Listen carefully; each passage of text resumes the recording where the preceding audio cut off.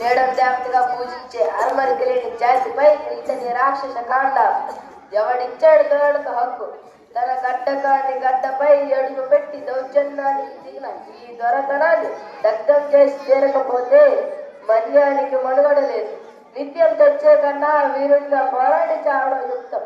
British నిరంకుశులపై తిరుగుబాటు, పీడన ప్రభుత్వంపై విప్లవం ప్రతి మానవుడి జన్మ హక్కు. ఈ సీతారామరాజు ఒక్కటే కాదు, మన్యం వీరుల కొన ఊపిరి ఉన్నంత వరకు సీమ ధరల సత్తం భారత ఖండంలో వెలిపించ వీలు లేదు. సింహాలు వేరించే సీమలో నక్కలకు స్థానం ఉండరాదు. పులినైనా పిలిచి చంపగలి వన్యజాతి తలుచుకుంటే ఈ ధరలకు త్రుటులో గొత్తులు మత్తులు లేకుండా చేయగలదు. 3 నెలల పెట్టెలు కట్టుకుని స్వాతంత్ర పోరాటాన్ని సెల్ఫిన ఝాన్సీయే మనకు విప్లవ స్ఫూర్తి. నరుడు తలుచుకుంటే నల్లరాళ్ళ బద్దలవుతాయి. పదండి వీరులారా, విజయం మనదే.